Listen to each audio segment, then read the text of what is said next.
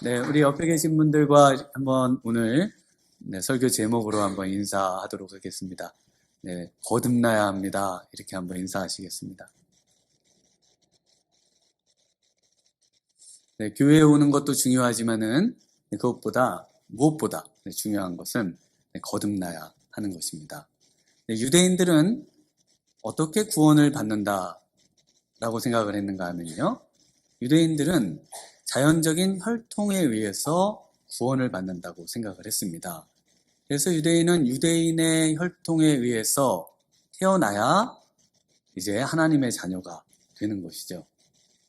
그리고 또 유대인은 하나님의 계명을 지킴으로 해서 구원을 받는다고 생각을 했습니다.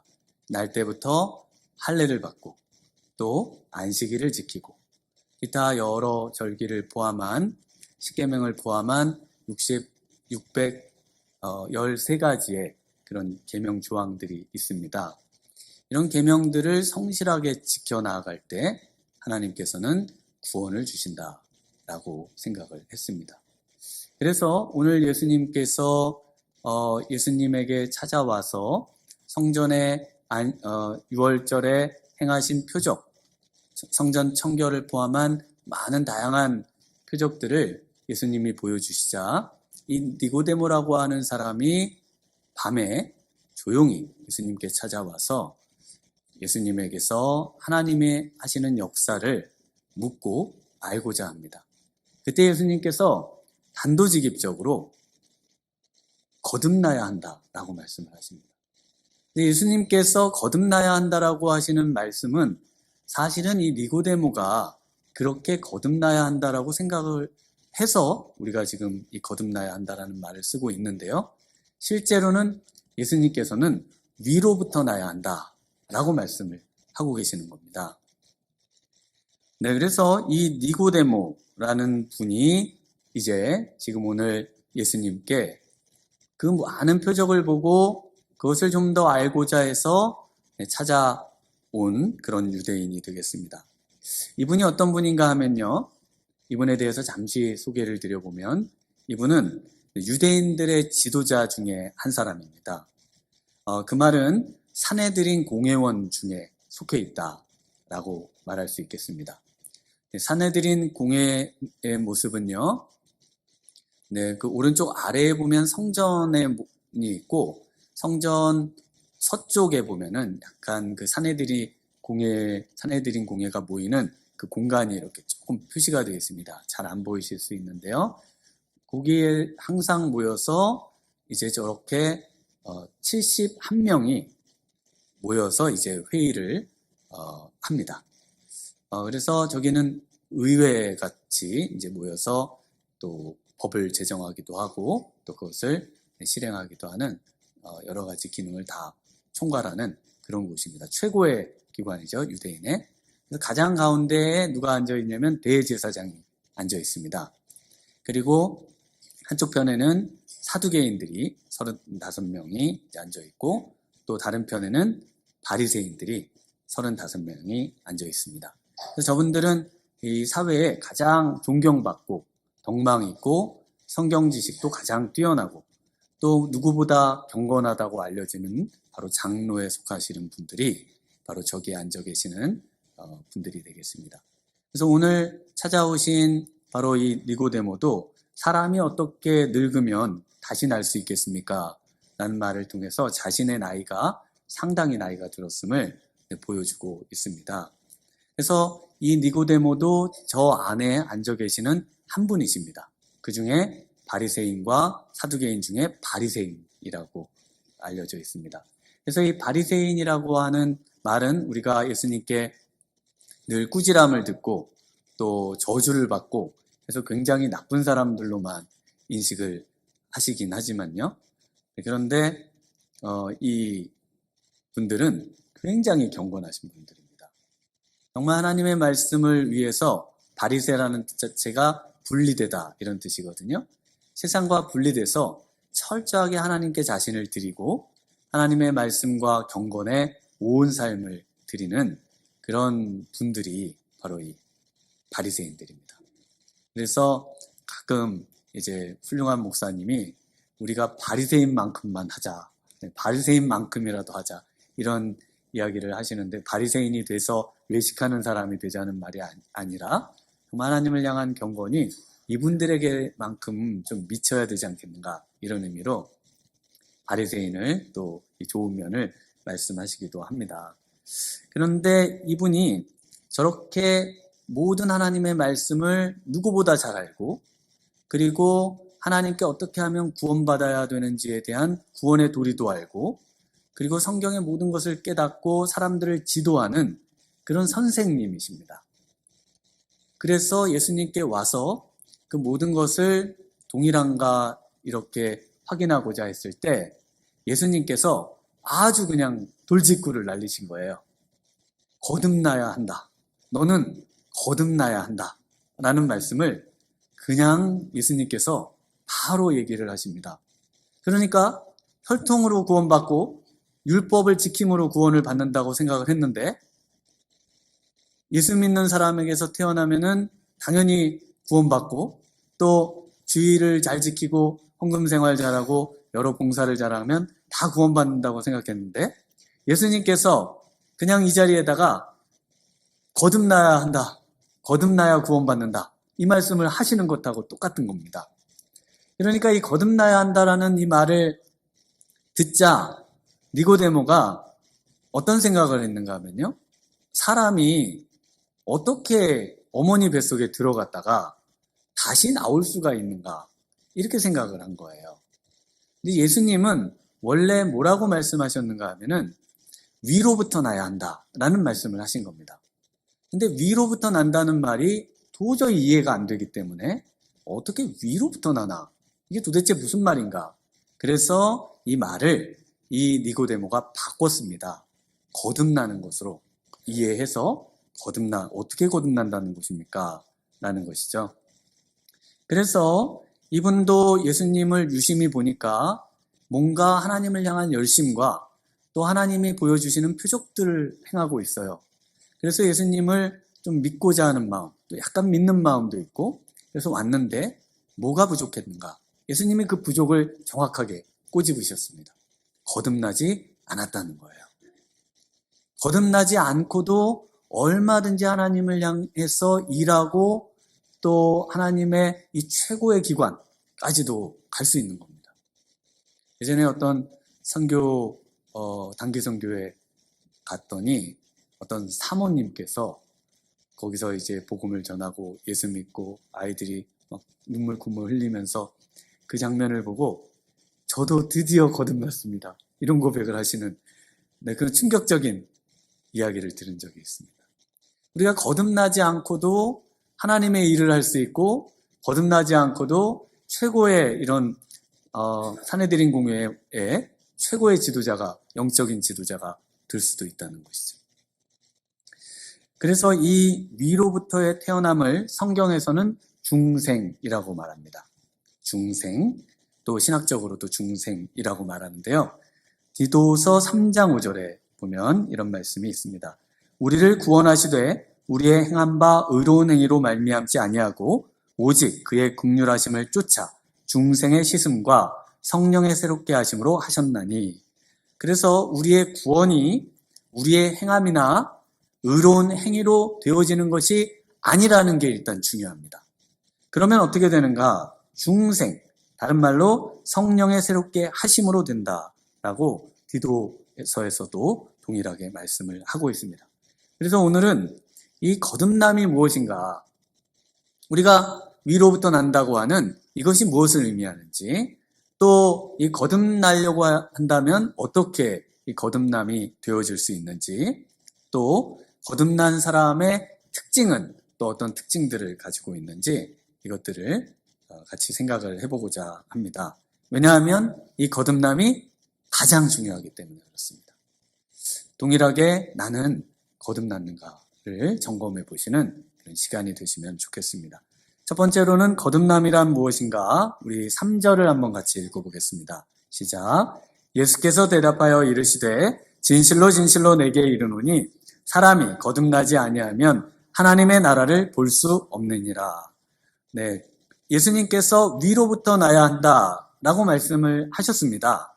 그러자 4절에 니고데모가 이 말씀을 듣고 위로부터라는 말이 이해가 안 되기 때문에 어떻게 두 번째 모태에 들어갔다가 두 번, 그래서 거듭이라는 말로 이것을 바꿔서 이해를 합니다. 그래서 어떻게 사람이 거듭날 수 있겠습니까? 라고 말을 하자 우리 예수님께서 5절에 다시 한번 힘주어 강조하시면서 진실로 진실로를 넣어서 이렇게 말씀하시죠. 우리 5절을 한번 읽겠습니다. 시작. 예수께서 대답하시되 진실로 진실로 내게 이르노니 사람이 물과 성령으로 나지 아니하면 하나님의 나라에 들어갈 수 없느니라. 그래서 위로부터 난다는 것은 니고데모는 거듭난 게 어떻게 가능합니까? 라고 이해했고 예수님께서는 이 위로부터 난다는 것을 물과 성령으로 나는 것이라고 다시 한번 확실하게 말씀을 해주십니다. 그러면 위로부터 난다는 것은 물과 성령으로 나는 것이라는 것이죠. 그게 왜 위로부터인가 라는 것이죠.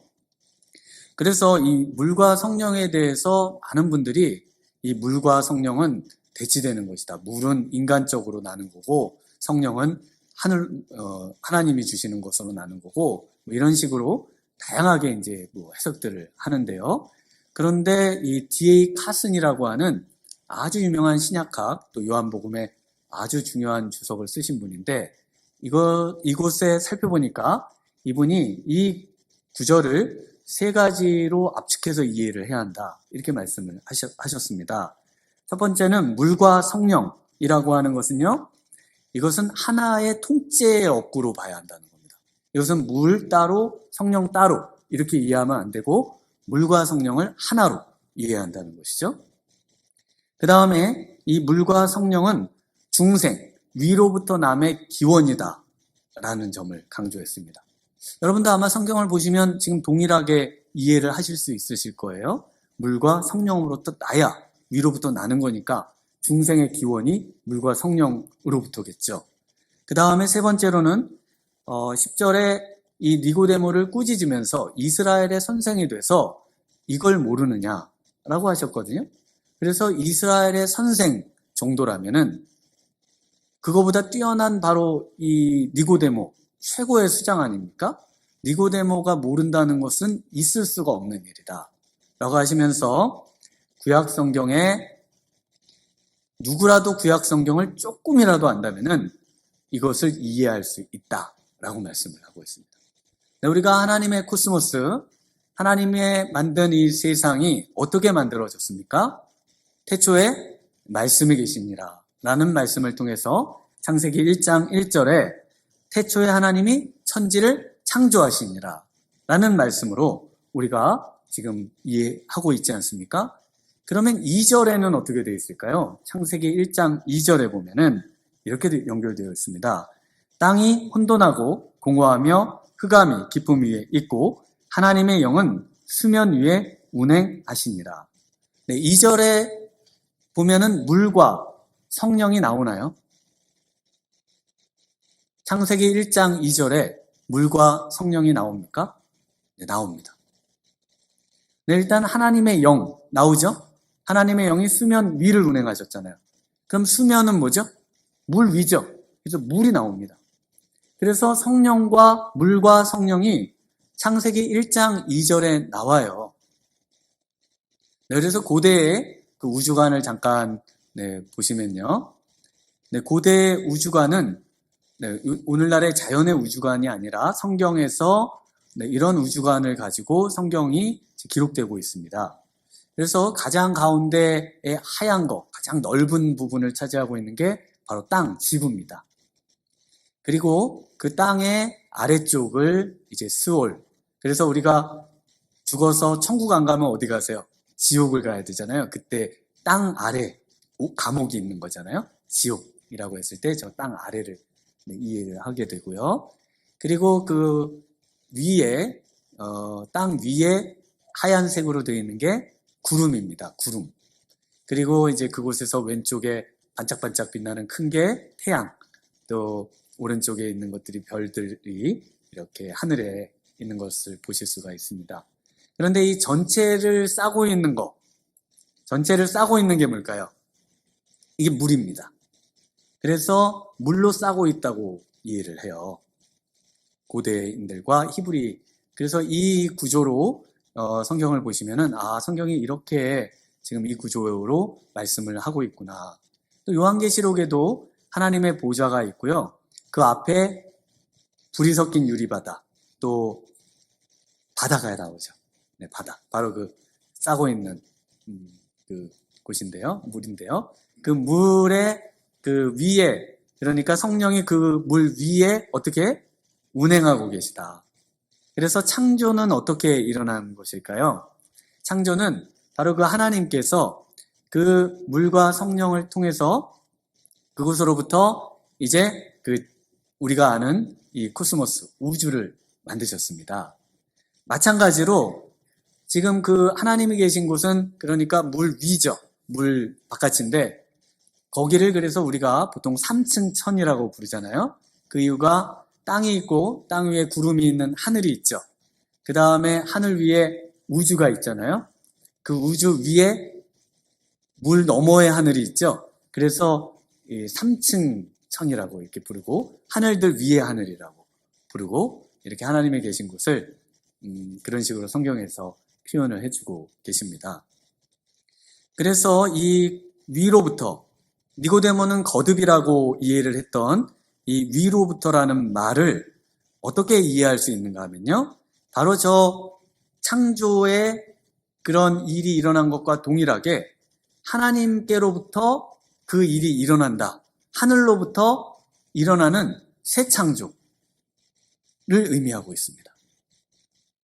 그래서 오늘 31절을 한번 같이 읽어보겠습니다. 네, 31절, 3장 31절입니다. 함께 읽겠습니다. 시작. 위로부터 오시는 이는 만물 위에 계시고 땅에서 난 이는 땅에 속하여 땅에 속한 것을 말하느니라. 하늘로부터 오시는 이는 만물 위에 계시나니. 네, 그래서 위로부터 오시는 이, 위로부터. 지금 거듭난다 할 때 그 말하고 똑같은 단어인데 이 말을 그대로 이제 이해한 대로 위로부터 오시는 이 누구십니까? 예수님이시죠. 근데 이분은 또 다른 말로 뭐라고 되어 있습니까? 하늘로부터 오시는 이라고 되어 있습니다. 그래서 위로부터라는 말은 하늘로부터 오신다라는 것을 의미해주고 있는 것입니다. 요한복음 1장 12절에서 13절에 영접하는 자, 곧 그 이름을 믿는 자들에게는 하나님의 자녀가 되는 권세를 주셨으니 이는 혈통으로나 육정으로나 사람의 뜻으로 나지 아니하고 오직 하나님께로부터 난 자들이니라. 예수님께서 지금 이 말씀을 풀어서 성경을 풀어서 말씀해주고 계시는 겁니다. 그래서 이 영접하는 일, 그 이름을 믿는 것 이전에 무슨 일이 일어나야만 하는가?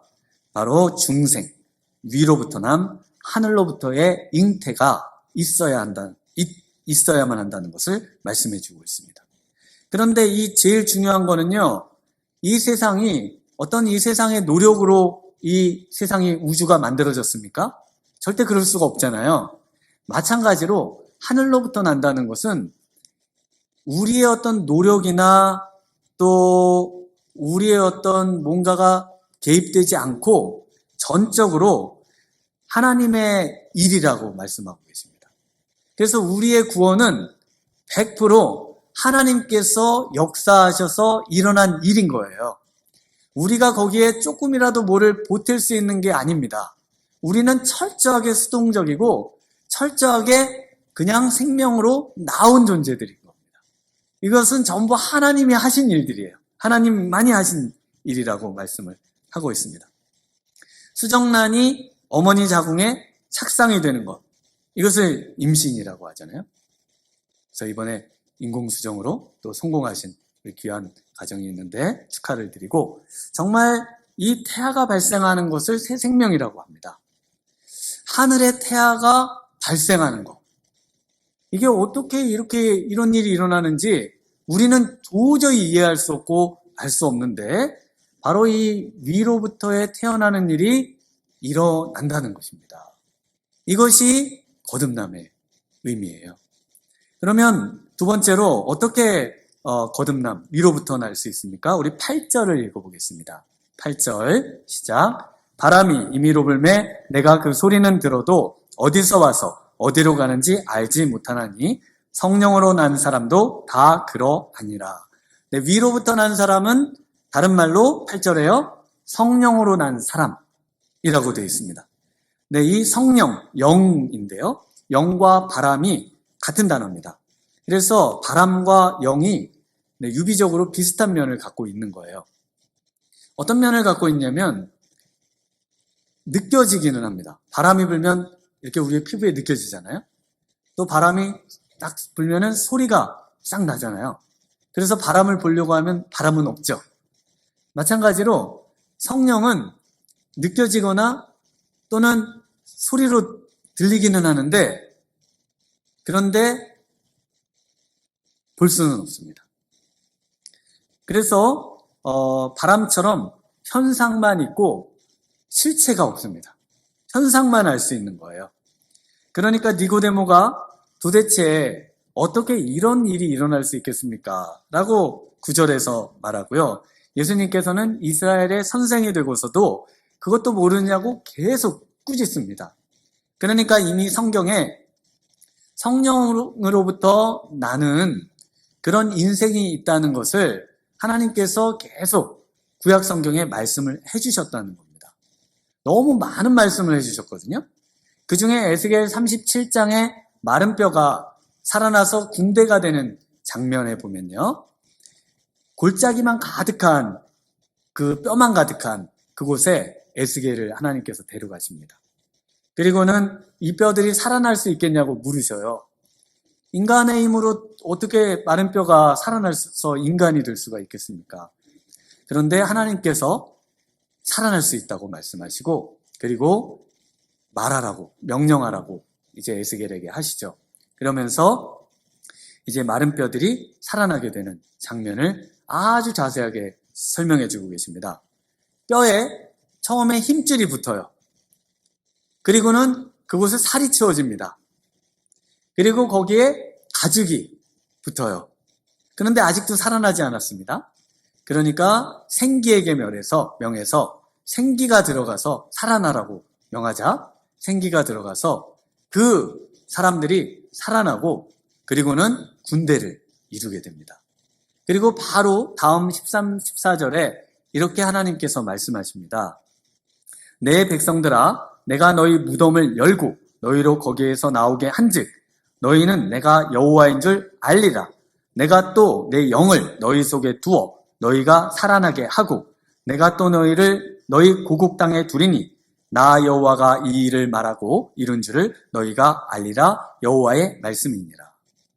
구약 성경 많은 곳에서 이와 비슷한 말씀을 많이 해주셨는데 어떻게 이 하나님의 백성들이 살아나게 된다고 말씀하고 계십니까? 내 영을 너희 속에 두어 살아나게 된다고 말씀하고 계십니다. 이것은 인류가 생긴 이래로 앞으로 예수님이 오시는 때까지 동일한 하나님 나라의 법칙입니다. 하나님께서 어떻게 하나님의 백성을 새 생명을 주어서 하나님의 자녀가 되게 하는가? 바로 하나님의 영, 성령을 그 안에 두셔서 이 놀라운 일을 이루어 주신다는 것입니다. 지금도 이 동일한 일들이 일어나고 있어요. 올해 2023년에 2월 8일에 켄터키주 에즈버리 대학교에서 그 조그만 예배당에서 일반 대학생들이 기도하다가 이제 예배가 끝났는데 19명이 그 자리를 떠나지 않고 그 자리에 무릎을 꿇고 계속 기도하기 시작합니다. 아마도 하나님께서 기도하라고 말씀해 주셨겠죠. 그래서 그렇게 기도하는데 인도자도 없고요. 주체자도 없고요. 밤새 무릎을 꿇고 기도가 이어집니다. 그런데 이 학생들에게 성령이 임하고요. 그리고 이 학생들이 죄를 고백하고 그리고 은혜를 체험합니다. 그리고는 이 19명이 그 다음 날도 모여서 기도를 하는데 신기한 일은 그 주위의 지역의 분들이 같이 와서 기도를 하기 시작하는 겁니다. 같이 와서. 누가 오라고 하는 것도 아닌데요. 기도의 자리로 같이 와서 기도를 하기 시작해요. 그러더니 미국 전역에 사람들이 이곳에 같이 와서 기도하기 시작합니다. 그래서 15,000명이 이 조그마한 예배당에 모일 수가 없어서 그 학교 그 잔디밭, 그 다음에 그 담장 너머, 학교 너머에까지 차를 대고 그 주변에 사람들이 다 모여서 기도를 하고 성령의 놀라운 능력을 체험하는 일들이 일어나기 시작을 합니다. 그래서 이분들이 자신들의 죄를 회개합니다. 음란물에 중독되었던 것들을 회개하고 게임과 미디어 그리고 약물에 중독되었던 것들을 회개하면서 그러면서 회복되고 삶이 변화되고 기쁨이 충만하고 다시 예수 믿는 그런 은혜를 체험하고 그리고 신앙을 회복하는 일들이 일어나는 일이 2월 달에 있었습니다. 이런 일이 지금도 일어날 수 있을까요?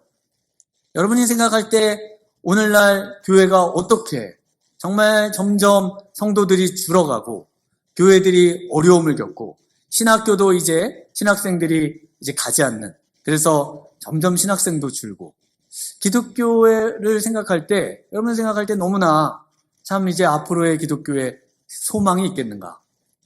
미국의 기독교에 소망이 있겠는가? 그런데 하나님께서 다시 소망의 역사를 보여주셨습니다. 이것은 프로그램으로 되는 게 아니에요. 많은 분들이 선교에 더 많은 재정을 투자하면은 선교가 활발하게 일어나지 않겠느냐, 이런 생각들을 많이 하셔서 재정만 투입하면은 건물만 더 많이 짓고 더 많은 자원들을 확보하면은 부흥이 일어날 것이다. 예수 믿는 정말 그 사람들이 늘어날 것이라고 생각하지만 성경은 다르게 이야기하고 있습니다. 성령이 역사하시면 그 모든 것을 능가해서 하나님께서 하나님의 사람들을 불러 모으시고 하나님의 교회를 세워가시고 하나님의 복음의 역사를 이루어 가시는 그런 일들을 이루시는 것들을 말씀하고 계십니다. 19세기 초에 스코틀랜드의 로버트 맥체인 목사님이 계십니다. 동일하게 부흥의 시기에 이런 일들이 너무 많았습니다.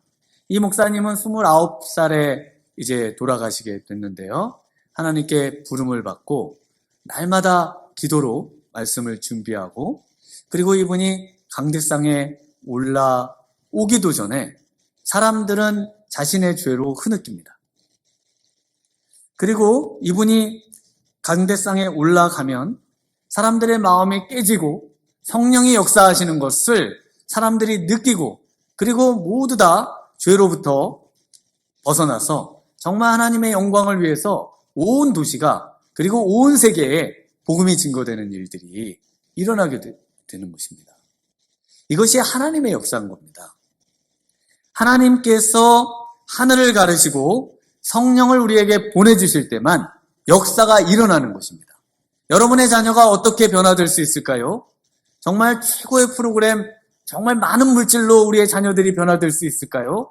아니면 성령께서 역사하셔야 변화될 수 있을까요? 교회가 어떻게 해야 새 생명을 얻고 정말 죽어가는 영혼들이 살아나고 우리 주님의 지상 명령인 복음을 땅끝까지 증거하라는 명령을 실행할 수 있을까요? 성령께서 강림하여 이곳에 임재하실 때 그 놀라운 일들이 다시 일어나게 된다는 것입니다. 이 거듭남의 사람들의 특징이 있는데요. 오늘 3절을 다시 한번 읽어보겠습니다. 시작. 예수께서 대답하여 이르시되 진실로 진실로 내게 이르노니 사람이 거듭나지 아니하면 하나님의 나라를 볼 수 없느니라. 네, 거듭나지 아니하면, 위로부터 나지 아니하면, 중생하지 아니하면, 성령으로 나지 아니하면 어떻다고요? 하나님의 나라를 볼 수 없다. 여러분 정말 거듭나셨습니까? 정말 여러분 성령으로 나셨습니까? 여러분 하나님 나라를 보고 계신가요? 하나님 나라를 볼 수 있으십니까? 네, 여러분이 본다. 그러니까 눈으로 난 못 보는데요. 그래서 나는 거듭나지 않았나 봐요. 이렇게 좀 두려워하실 분들도 계실 텐데, 우리 친절한 예수님께서 이 본다는 의미가 뭔지 또 본문에 잘 설명을 해주고 계십니다. 네, 이 본다라고 할 때 우리 예수님께서 14절과 15절에 이 구절에 대한 성경, 구약 성경의 말씀을 전해주고 계십니다. 우리 14절, 15절을 한번 같이 읽겠습니다. 시작. 모세가 광야에서 뱀을 든 것 같이 인자도 들려야 하리니 이는 그를 믿는 자마다 영생을 얻게 하려 하심이니라. 네, 이 광야에서 모세가 노뱀을 든 사건이 민수기 21장에 기록되고 있습니다.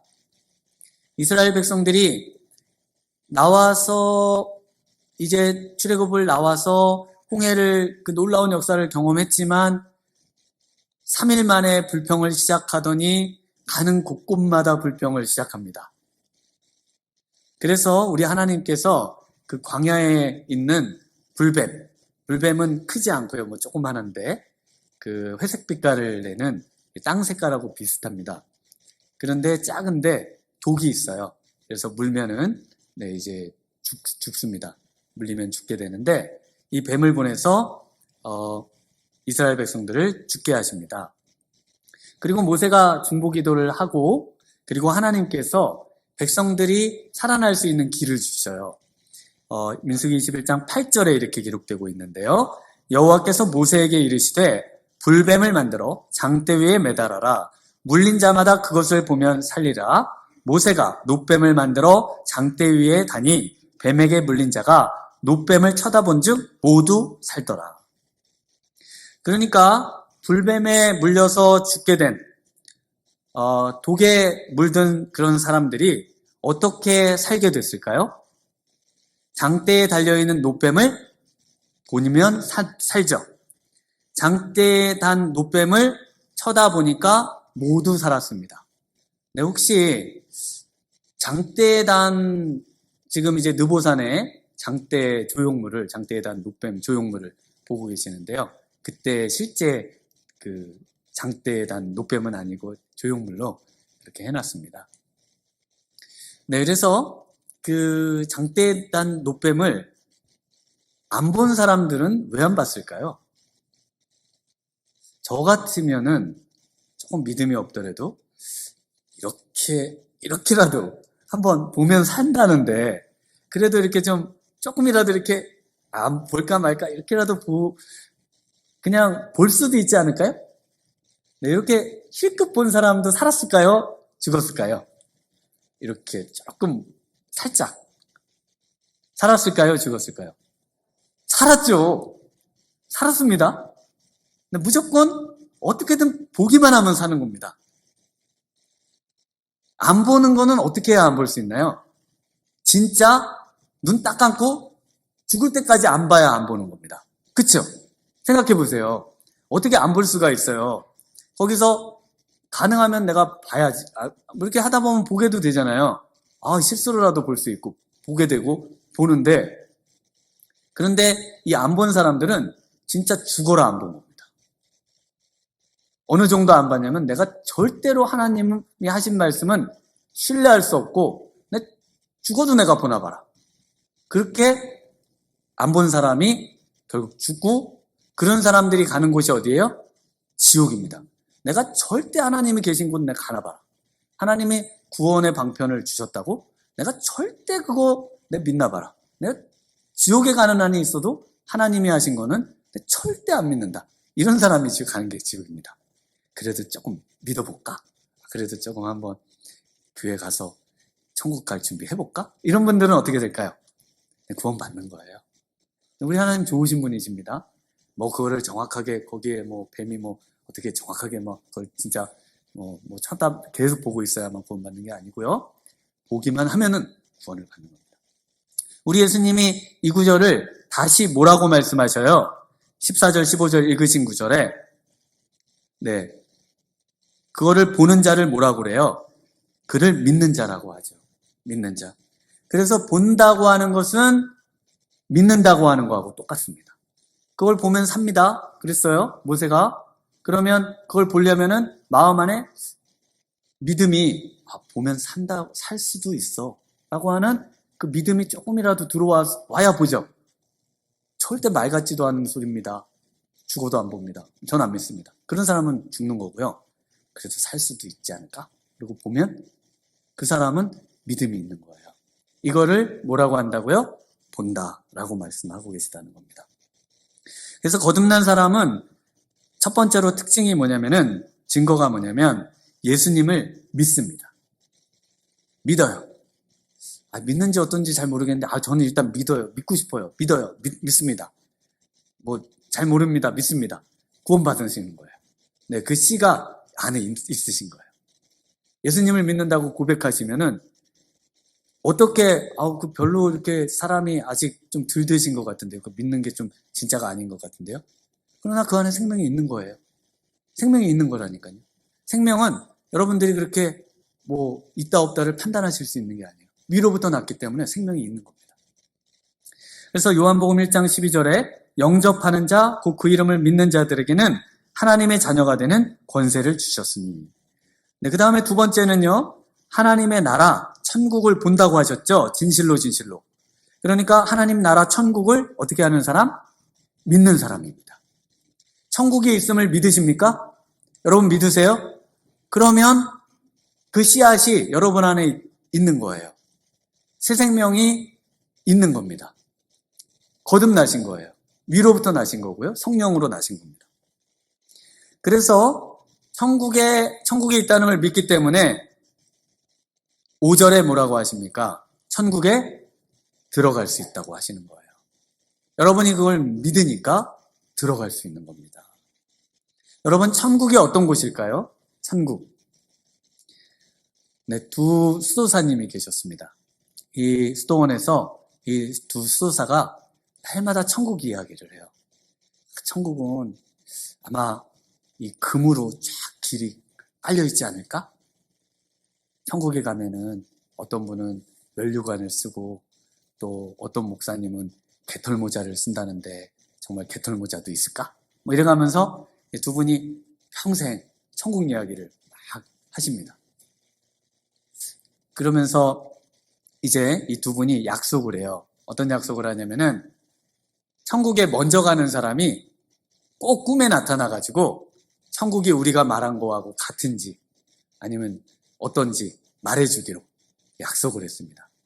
그런데 마침 또 한 분이 이제 돌아가셨어요. 돌아가셨고 이제 남겨진 수도사 분에게 꿈에 나타나셨을까요? 네, 나타나셨습니다. 나타나셨어요. 그래서 물어봤습니다. 이분이 천국에 가보니까 천국이 어떻게 우리가 얘기하던 거하고 같아요? 달라요? 어때요? 그러니까 이 천국에서 갔다 오신 꿈에 나타난 분이 뭐라고 하셨느냐? 완전 다릅니다. 차원이 완전 달라요. 그러면서 뭐라고 하셨을까요? 빨리 오세요. 네. 여기 이 땅에 있지 말고 빨리 오세요. 너무 좋은 곳이에요. 여러분, 천국은 이 땅하고 차원이 완전 다른 곳이에요. 근데 여러분, 천국 가는 거 좋아하세요? 천국이 소망이 되세요? 왜 소망이 안 될까요? 천국은 정말 좋은 곳인데. 천국은 정말 좋은 곳이에요. 그래서 천국 가는 분을 우리는 축복하고 부러워해야 합니다. 너도 빨리 천국에 가고 싶다. 그렇다고 목숨을 끊고 가시면 안 되고요. 우리 주님이 빨리 나도 오라고 하시면 좋겠다. 내 사명이 끝나서 정말 천국에 가면은 정말 너무나 행복할 것 같다. 네, 이런 어떤 천국을 소망하는 삶, 천국을 바라보는 삶, 천국을 믿는 삶, 이것이 거듭난 분의 특징입니다. 네, 세 번째 특징은요. 우리 11절을 한번 같이 읽어보겠습니다. 11절 시작. 진실로 진실로 내게 이르노니 우리는 아는 것을 말하고 본 것을 증언하노라. 그러나 너희가 우리의 증언을 받지 아니하도다. 네, 여기서 예수님이 우리는 아는 것을 말하고 본 것을 증언한다. 여기서 우리는 누굴까요? 예수님을 포함한 우리가 되겠죠. 여기서 예수님은 지금 하나님의 그 표적, 또 하나님의 계시, 말씀, 이걸 전해주고 계시거든요. 그래서 여기서 우리는 바로 하나님의 말씀, 하나님이 이렇게 우리에게 성경을 주셨는데 이 성경을 쓰도록 해주신 모든 분들, 이 모든 분들을 말합니다. 이분들이 보고 또 말한, 증언한 그 책이 뭡니까? 성경입니다. 그래서 거듭난 사람은 성경을 하나님의 말씀으로 믿는 사람들입니다. 거듭나야 성경이 하나님의 말씀으로 믿어져요. 그래서 여러분, 우리 안 믿는 분들하고 성경에 대해서 얘기하면은 성경을 뭐라 그래요? 그거를 뭐 어떻게 성경을 믿을 수 있습니까? 성경에 어떻게 홍해가 갈라지고 그걸 어떻게 믿습니까? 하나님이 천지를 창조하셨다는데 그게 어떻게 믿어집니까? 뭐 천지는 뭐 이렇게 팡 해가지고 이렇게 팡 만들어져야지 하나님이 그걸 만드셨다는 게 도저히 믿기지가 않는데, 근데 여러분은 믿어지시죠? 성경에 우리가 완벽하게 어떤 내용들을 잘은 몰라도 하나님이 천지를 창조하셨고, 하나님이 이스라엘 백성들을 홍해를 건너게 하셨고, 예수님이 죽은 자 가운데서 3일 만에 부활하셨고, 예수님이 성령으로 잉태되셨고, 도대체 어떻게 거듭나지 않고는 이런 것들이 믿어질 수가 없습니다. 여러분이 왜 믿으세요? 어떻게 믿으시는 건가요? 저도 저를 생각해 보면은 아무리 생각해도 거듭나지 않고는 믿을 수가 없을 것 같은데 믿고 있어요. 늘 고백합니다. 사도신경으로. 저는 그래서 사도신경이 너무 좋아요. 그걸 고백하면은 이게 내가 어떻게 이게 다 막 믿어지나? 예수님이 앞으로 오실 게 어떻게 막 믿어질까? 몸으로 부활한다는 게 어떻게 믿어질까? 너무 신기합니다. 너무 신기해요. 그래서 성경은요, 성경을 믿는 사람이 거듭난 사람입니다. 여러분, 예수님 믿으십니까? 천국이 있음을 믿으십니까? 성경이 하나님의 말씀임을 믿으십니까? 그러면 여러분은 거듭나고 또 위로부터 나시고 성령으로 난 분들이십니다. 오늘 이 시간에 우리 임재 하늘의 문을 여서서 이 찬양하고 잠시 기도의 자리로 나아가도록 하겠습니다.